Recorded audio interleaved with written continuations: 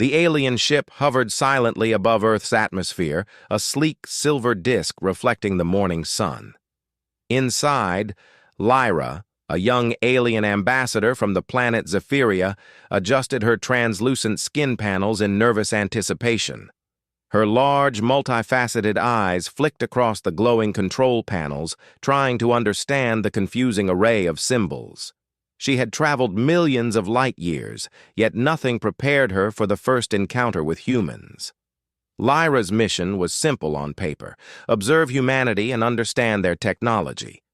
But as the ship descended, the reality of interacting with these strange, unpredictable creatures made her circuits buzz with anxiety. Unlike Zephyrians, humans were chaotic, emotional, and, most importantly, surprisingly inventive. When the ship landed in the wide, open testing grounds that humans called the research complex, Lyra was greeted by a team of scientists in crisp white uniforms. They bowed awkwardly, speaking in carefully measured tones to avoid startling her. Their leader, Dr. Marcus Hale, stepped forward. "Welcome, Lyra," he said, holding up a small device that resembled a tablet. "We've prepared a series of demonstrations to show you our technology." Lyra's antennas twitched. On Zephyria, technology was quiet, predictable, and elegant. Humans, she had been warned, tended to make machines that were messy, loud, and sometimes dangerously unpredictable.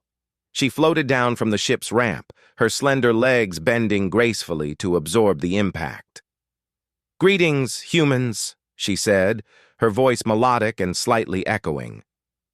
"I am eager to learn about your engineering." Dr. Hale smiled. "Good, let's start simple." He tapped the tablet and a small drone buzzed to life in front of Lyra. It hovered, spinning, lights blinking in rapid patterns. Lyra's eyes widened.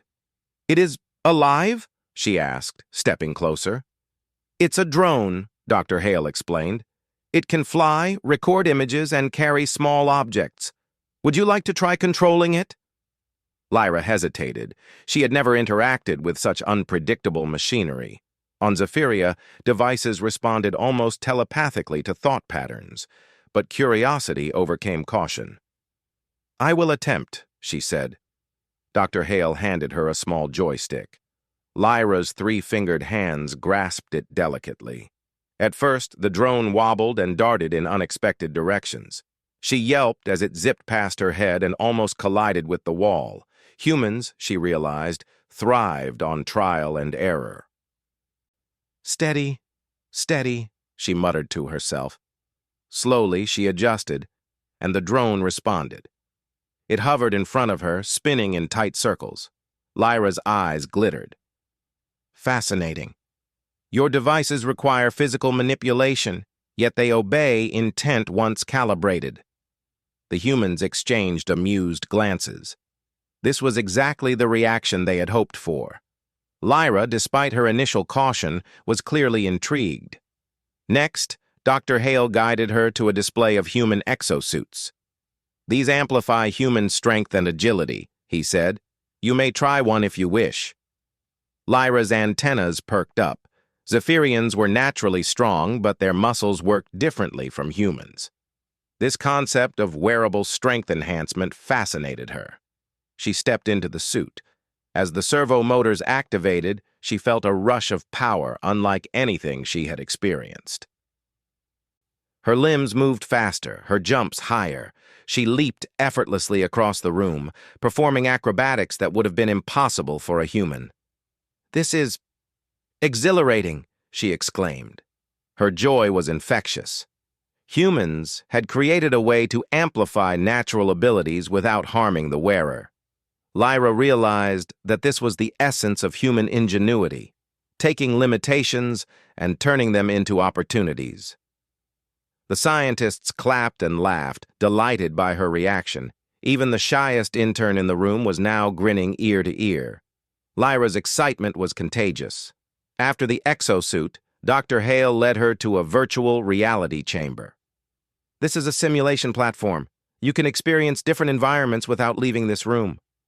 Lyra hesitated at first, Virtual reality on Zephyria existed, but it was purely informational. Humans, however, seemed to enjoy making it immersive, even whimsical. She stepped into the chamber and put on the headset. Instantly, she was transported to a lush forest, with sunlight streaming through towering trees and birds chirping melodically. The scent of pine, artificially generated, filled her nostrils. Lyra gasped. "It is astonishing. You have recreated life itself." As she reached out to touch a tree, the simulation responded, branches swaying under her touch. She giggled, a sound humans recognized as delight, and spun in circles, exploring the digital world. Meanwhile, Dr. Hale observed quietly. "The interface is simple, yet versatile," he noted. "We design our technology to adapt to both human and alien users." Lyra pulled off the headset reluctantly. "Your methods are chaotic but effective. Unlike Zephyria, where every machine is calculated and precise, humans improvise, and yet your results are impressive." The afternoon passed quickly with more demonstrations. Magnetic levitation trains, automated construction bots, and even a prototype energy harness that could power entire cities. Lyra's mind raced with possibilities. Humans were not just survivors, they were innovators, turning challenges into triumphs with creativity she had never seen before. As the sun dipped below the horizon, Lyra floated to the edge of the complex, gazing at the human city in the distance. Lights sparkled like a galaxy of stars, streets alive with motion. She felt a strange mixture of awe and determination. "These humans," she murmured to herself, "are remarkable. Perhaps I underestimated them. Perhaps there is more to learn here than I imagined." Dr. Hale approached, holding a small spherical device. "One last demonstration for today," he said. "This is a neural interface for remote piloting. It can sync with your thoughts to control machines instantly. Would you like to try?" Lyra's antennas twitched with anticipation. "I will attempt." As she placed her hands on the sphere, her mind connected with the device. Immediately, a robotic arm in the center of the room lifted, mirroring her thoughts perfectly. She marveled at the speed and precision, realizing that humans had built machines that could respond directly to intention, bridging the gap between mind and matter. "This is extraordinary," she breathed. "You have created tools that extend not just strength, but cognition itself." Dr. Hale smiled. "We humans have always thrived on pushing boundaries. Sometimes it works, sometimes it doesn't. But we never stop trying." Lyra floated back to the ship as the night settled in. Her mind was alive with ideas, schematics, and possibilities. She had expected to observe humanity from a distance, to catalog their technology, and return to Zephyria with reports. Instead, she felt inspired, challenged, and perhaps even a little in awe. As she looked down at the twinkling city below, she whispered to herself, "I have never met a species so determined, so inventive, so human." Her journey had only begun. Tomorrow, she would begin experimenting firsthand with human engineering, testing, learning, and perhaps even contributing in ways no one, not even the humans themselves, could predict. For now, she allowed herself a moment of quiet reflection. She, an alien ambassador from a distant star, had discovered something unexpected. Humans, in all their chaotic brilliance, were a force to be reckoned with, and Lyra intended to learn everything they had to teach. The next morning, the sun rose over the research complex, painting the laboratory in soft orange light. Lyra floated down the ramp of her ship, her mind buzzing with excitement. Yesterday had been overwhelming, but today promised something even more extraordinary. Dr. Hale and his team were waiting, surrounded by an array of strange devices. Some hummed quietly, others whirred and blinked, and a few looked more like sculptures than tools. Lyra's antennas twitched nervously. Today she would interact with human engineering directly. "Good morning, Lyra," Dr. Hale greeted. "Today you will test our experimental machinery. It will allow you to understand human design from the inside, quite literally." Lyra tilted her head. "From the inside?" she asked. Humans spoke in odd phrases. On Zephyria, instructions were always precise. Dr. Hale chuckled. "Yes, you will wear and operate some of our most advanced devices. Don't worry, they are completely safe." Lyra floated closer, her eyes scanning the first device. A large mechanical exosuit unlike anything she had seen yesterday. It had multiple articulated arms, glowing power conduits, and a control panel that extended like a tiny bridge in front of the wearer. "This one is for construction and heavy lifting," Dr. Hale explained. "It can amplify your strength, coordinate multiple tools, and even respond to your gestures." Lyra hesitated for only a moment before stepping inside. As the suit powered on, she felt the rush of energy flow through her. Her legs pushed off the ground, lifting her higher than she had ever jumped. Tentative at first, she began experimenting, picking up massive blocks, moving them with surprising precision, and even performing a delicate assembly task with one of the suit's robotic arms. "It is exhilarating," Lyra murmured, her eyes wide with awe. "The humans have not only increased strength, they have amplified coordination, dexterity, and focus." One of the interns, a young human named Mia, watched excitedly. "That's exactly what we hoped. Most first-time users are overwhelmed, but you're perfect at it."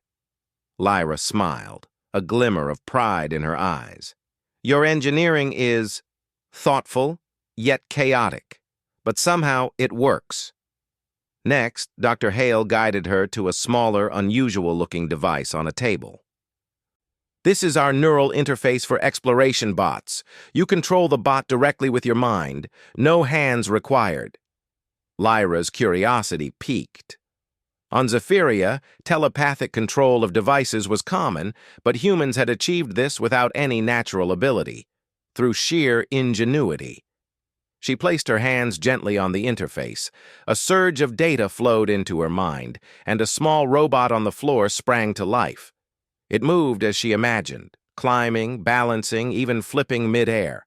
Lyra's mouth formed a silent O of amazement. "You have created lifelike responsiveness without biological life. Incredible." As she experimented, the robot began performing acrobatics she hadn't even thought of. The humans cheered. Lyra laughed in delight, feeling a strange connection between her thoughts and the machine's movements. It was as if human creativity had fused with Zephyrian instinct, a perfect combination. After the bots, Dr. Hale led Lyra to a new station, a full-scale human habitat simulator. "This is designed for extreme conditions. Deserts, mountains, underwater, even low gravity. You can experience multiple environments safely while testing human equipment for exploration." Lyra stepped into the simulator and was immediately immersed in a desert scene. The heat was simulated, the sun bright on her translucent skin, and the sand shifting under her feet. She tested a human hydration and survival pack, and for the first time, she understood how humans survived in hostile environments, not through brute strength alone, but through clever, adaptable tools. Next, the simulator switched to an underwater scene. Lyra's body adjusted easily, but the human-designed submersible suit allowed her to swim with even greater speed and maneuverability. She laughed as she darted through simulated coral reefs, the suit amplifying her agility. Humans had made machines that extended life, mobility, and perception, and they did it with elegance and simplicity. Finally, Dr. Hale introduced the most ambitious device yet, a multi-tool drone suit. It combined strength, speed, and intelligence in a single system. "This is our crowning achievement," he said. "You can operate multiple drones, manipulate objects, and even monitor environmental conditions, all at once." Lyra's eyes gleamed. She stepped inside, feeling the hum of power against her skin. At first, controlling multiple drones was overwhelming. They darted in different directions, bumping into each other.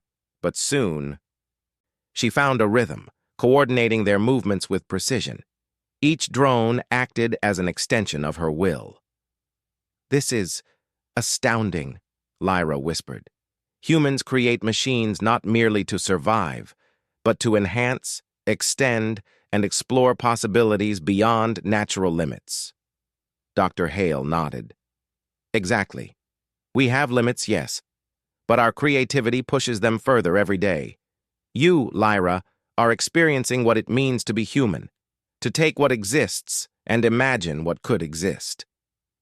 By mid-afternoon, Lyra was exhausted but exhilarated. She had tested exosuits, drones, neural interfaces, survival systems, and full-scale simulators. Each experience revealed the same truth. Human ingenuity was bold, adaptive, and unpredictable. As she rested on a bench, Mia approached with a small device. "One last thing today," she said. "This is a personal assistant drone. Not for heavy tasks, but for everyday life. It can learn your habits, anticipate your needs, and help you focus on what matters." Lyra took the drone gently. It hovered around her, analyzing her gestures and expressions. Slowly, it began offering helpful suggestions, reminding her to hydrate, adjusting her balance when she moved, even entertaining her with playful holographic images. "It thinks?" Lyra asked, amazed. "In a way," Mia said with a grin. "It adapts, it learns, it helps." Lyra laughed softly. "Humans create not only machines, but companions, tools that support, enhance, and even delight. This is remarkable." The day ended with Lyra floating above the complex, watching the sun set in brilliant streaks of orange and violet. She reflected on everything she had experienced: the exosuits that amplified strength, the drones that obeyed thought, the simulators that recreated worlds, and the personal assistant that anticipated her needs. She realized something profound. Humans did not merely survive in a harsh universe. They thrived, adapted, and transformed challenges into opportunities. Zephyrians had advanced technology, yes, but humans had something unique: creativity fueled by curiosity, persistence, and sheer determination. Lyra's mind raced with possibilities. Tomorrow she would begin her own experiments, combining her Zephyrian knowledge with human engineering. Perhaps she could improve some devices, or maybe she would invent something entirely new. For the first time in her long life, Lyra felt a surge of excitement about collaboration. Humans were unpredictable, chaotic, and sometimes reckless, but their ingenuity was a force she could respect, admire, and learn from.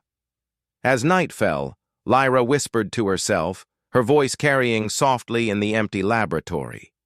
"Humans, you are truly extraordinary. I have never met a species so inventive, so bold, so alive. I cannot wait to see what tomorrow brings." And with that, she floated back to her ship, her mind alight with ideas, anticipation, and the thrilling knowledge that she was only at the beginning of her journey into human engineering. The morning sun broke over the research complex, casting golden light across the laboratory. Lyra floated down from her ship, her antennas quivering with anticipation. After 2 days of observing and testing, today would be different.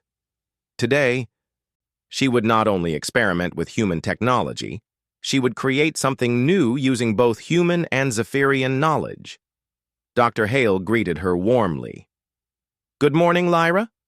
Are you ready for your first independent project?" Lyra's translucent skin glimmered in the sunlight. Yes. I wish to combine human ingenuity with Zephyrian efficiency. I want to build something extraordinary.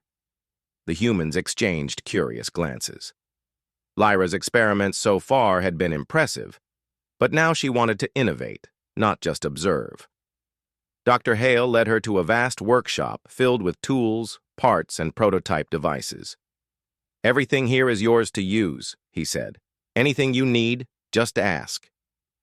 Lyra scanned the room, her eyes flicking between the exosuits, drones, neural interfaces, and energy devices. She paused over a modular drone platform and smiled. "This could be improved with Zephyrian circuitry. I can enhance its responsiveness and efficiency." Over the next several hours, Lyra worked tirelessly. She attached new energy conduits, rewired control circuits, and integrated Zephyrian biosensors into the drone frame.